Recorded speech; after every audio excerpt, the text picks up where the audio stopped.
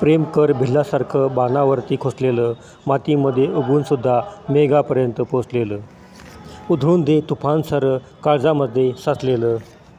प्रेम कर भिल्लासारखं बाणावरती खोचलेलं. कवी कुसुमाग्रज यांच्या कवितेतील या काव्यपंक्ती खऱ्या प्रेमाची व्याख्या आपल्याला सांगून जातात. मात्र आज खरं प्रेम मिळणं हे दुरापास्त होत चाललेलं आहे.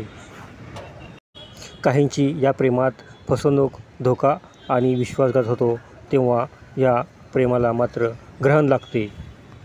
आता हेच पहा ना, पंजाबमधून कोकणात रत्नागिरीमध्ये एक प्रेयसी आपल्या प्रियकराचं प्रेम मिळवण्यासाठी चक्क रत्नागिरीत आली. प्रारंभी या प्रियकरानं त्या प्रेयसीला पंजाबमधून रत्नागिरीमध्ये येण्यासाठी पैसेही पाठवले.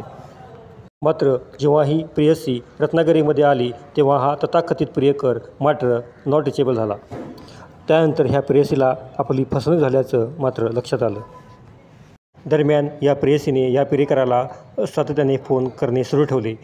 शेवटी एका मुलीने हा फोन उचलला. पलीकडून त्या मुलीने सांगितले की हा फोन रिजानचा असून तिने पुन्हा यावर फोन करू नये. प्रेम हे आंधळं असतं असं म्हटलं जातं. मात्र आजकालच्या जमान्यात ते मूकं, बहिरं आणि वेंधळंही असतं असं म्हणण्याची आज वेळ येऊन ठेपली आहे. दरम्यान पंजाबवरून ह्या मुलीला रत्नागिरीत बोलवण्यामागे हा लव्ह जिहादचा तर प्रकार नाही ना, अशी शंकाही बळावली आहे.